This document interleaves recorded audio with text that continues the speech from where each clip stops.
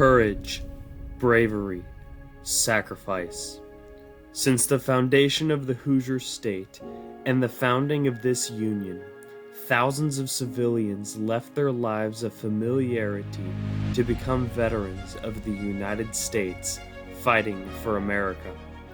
The Indianapolis War Memorial Museum at the corner of Vermont Avenue and Meridian Street zooms in on the stories of Hoosier veterans in Indiana in the context of war.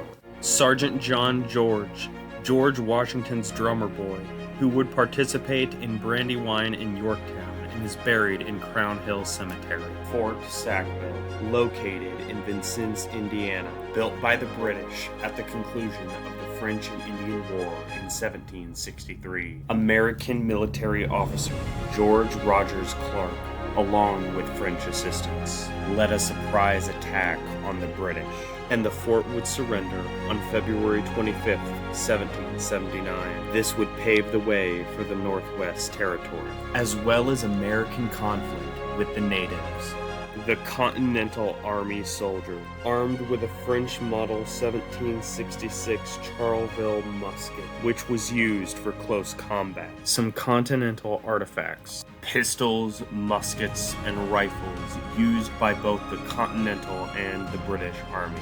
Roughly 8,500 British soldiers would die in battle. Several more artifacts can be seen. Finally, we have a British soldier of the King's 8th Regiment of Foot, who would often wear traditional madder red regimental coats. A Continental Navy captain's coat, originally similar to those worn by the Army. They wanted to distinguish themselves and make them similar to European navies. The Serapis and Gadsden flag can be seen in the background.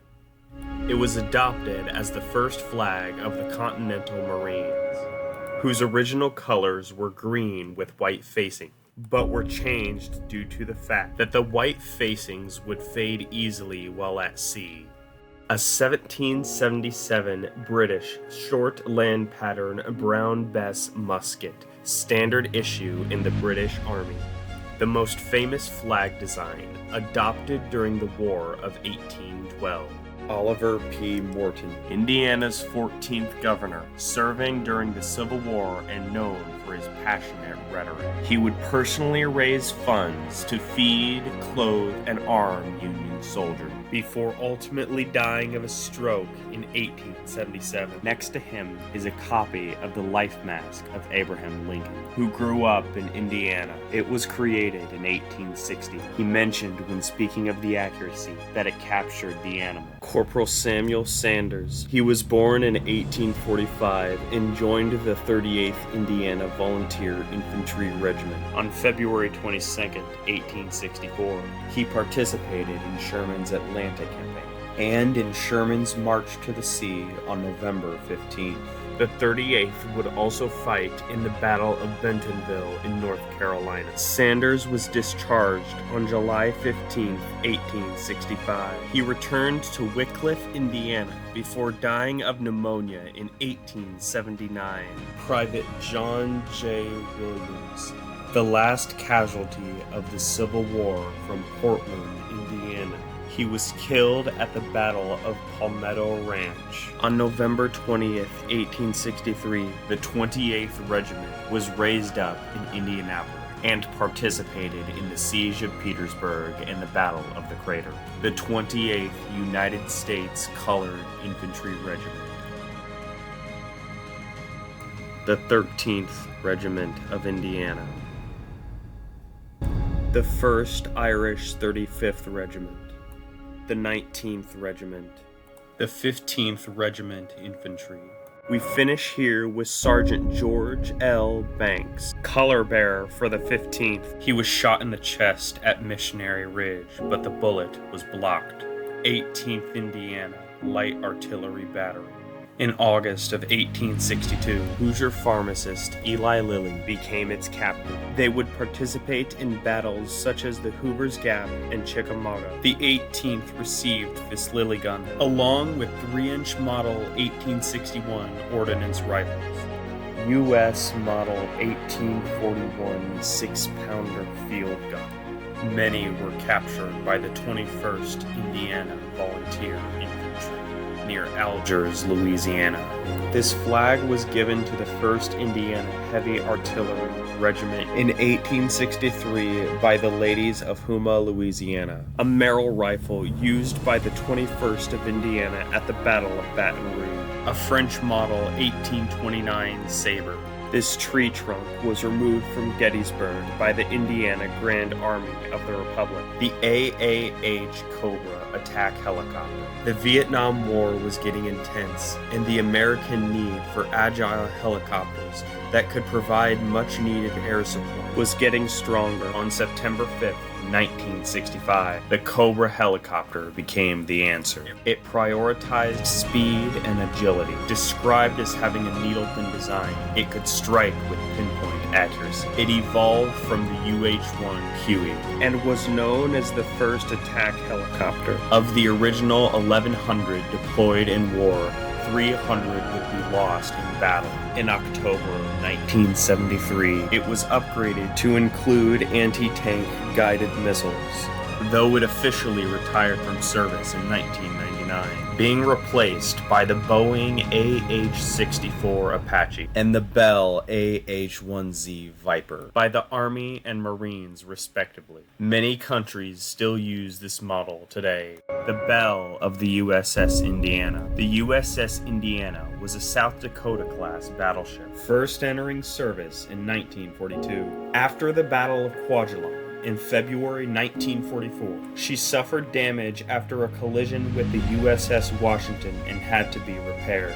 She participated in major Allied victories, most notably the Battle of Iwo Jima, during which she shelled the island with 200 rounds before the American invasion. She was taken out of service in 1947 and sold for scrap in 1963. This bell was dedicated to her in 1987 in recognition for the virtues she represented. Flags of the Japanese Empire, known for its brutality in World War II. A Japanese officer's sword and a belt of 1,000 stitches, said to bring good luck to its wearer.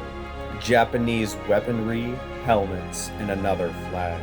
Let us now look into the American recapture of the Bataan Peninsula, the Japanese thought to be impenetrable. The Americans do not fight in the jungle, they remove it. The Zigzag Pass in the Philippines in the Bataan Peninsula was both an escape route and a supply line that had been captured by Japanese forces who believed it to be impenetrable. And the 38th of Indiana was determined to recapture it. And on February 15th, 1945, the Allies finally recaptured Bataan. Moving on to the German side. In this display case, we have German artifacts. Some notable items include the M1935 Army dagger, the burp gun, and some German swords. A Luftwaffe flak artillery tunic. This whole collection was donated by Lieutenant Colonel Harold Bruce Melcher, who was commander of the 625th Medical Clearing Company. 2 uniforms from World War II, a U.S. soldier and a U.S. Marine. Next to the soldier is a World War II mine detector. Artillery pieces can be seen in the background. Lastly, a brief panel to the left explains how the photographer captured the famous photo on D-Day, saying that he merely turned around with his camera. The contributions of women. Over 70,000 nurses served during World War II, and one specific woman that I would like to mention is Captain Elizabeth Garber. In the year 1942, when she learned that women might be called to enlist, she was trained as a contact surgeon in July 20th, 1942 in Des Moines, Iowa, and her first mission overseas was in 1945. Staff Sergeant Kevin F. McMahon, born on May 31st, 1921, and a member of the 833rd Bombing Squadron. He would participate in strategic bombing campaigns, even helping the Allied powers by striking railroad junctions before D-Day. He was awarded with a Distinguished Flying Cross for his performance as a tail gunner while under enemy fire. William H. Grider, On September 10, 1944, during a bombing campaign over Ulm, Germany, one of the bombs got stuck in the front bay and he manually pried it off with a screwdriver. Due to this, he was rewarded with an air medal. He would participate in 35 missions and was discharged on June 3, 1945. He served for 23 years and would die in 2006. Ernie Pyle, a beloved Hoosier war correspondent and American journalist, known for being the voice of the troops and hailed for his accuracy. He was beloved by all members of service and would unfortunately die by a sniper's bullet at the Battle of Okinawa. 2 months after his death in 1945, the story of G.I. Joe premiered, which is a story about the life of Ernie Pyle. He was posthumously rewarded with the Purple Heart in April of 1983. 38 years after his death at the Battle of Okinawa. Indiana, the 19th state and often overlooked by most people. Indiana and its veterans have participated in major wars and battles throughout the history of the United States of America.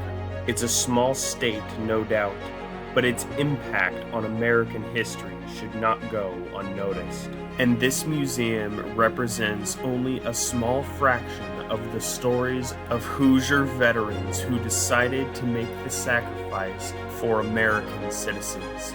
This was Indiana at war.